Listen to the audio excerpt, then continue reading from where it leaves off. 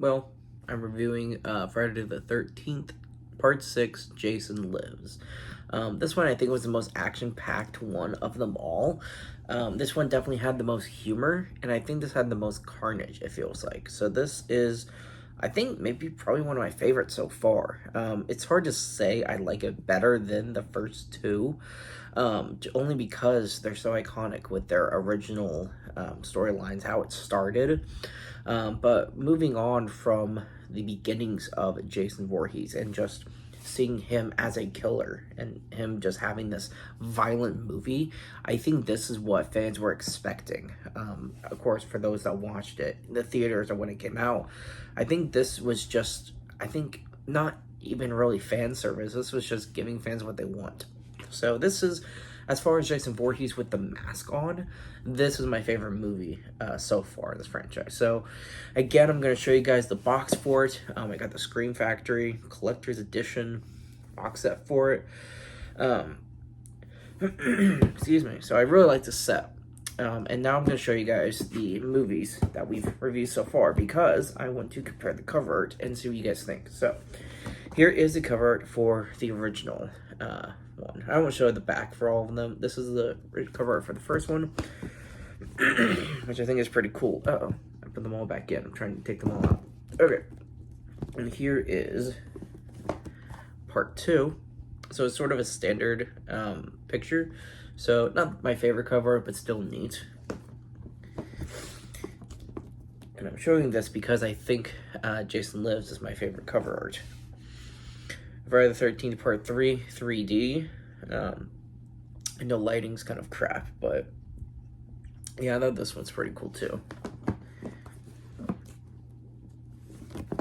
Part 4, the final chapter. I actually do like this cover art. I think this is pretty cool. So yeah, I like this one as well.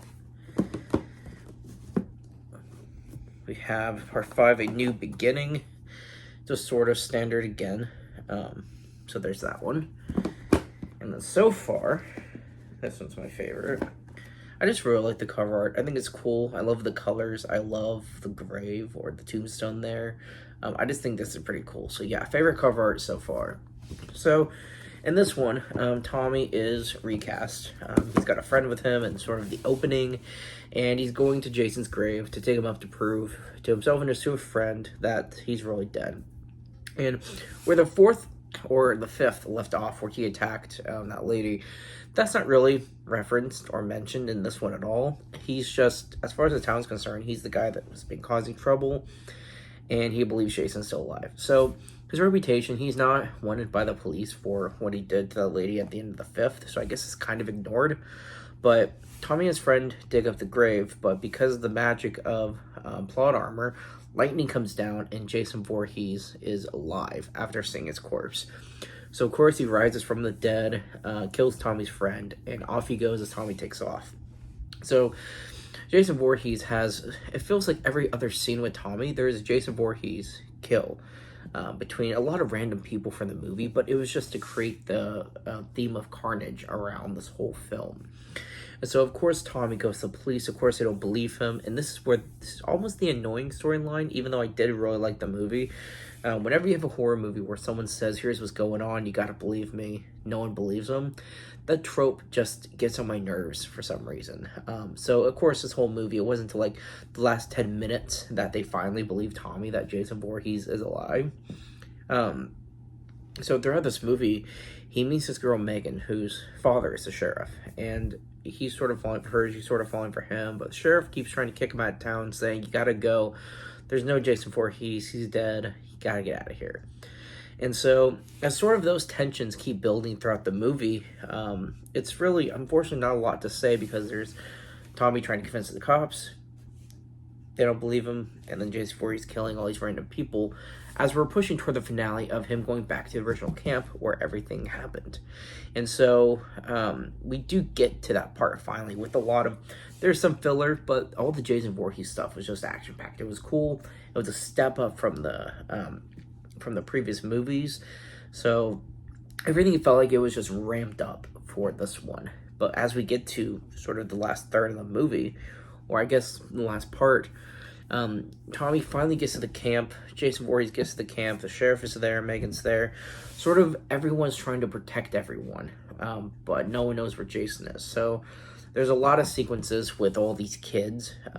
Jason Voorhees keeps entering the room. This one girl thinks that she sees him, does see him, but then he disappears because Jason hears something else. So now she doesn't believe if she sees him. So there's a lot of just really tense scenes wondering, will he kill these kids? Is he killing this other person?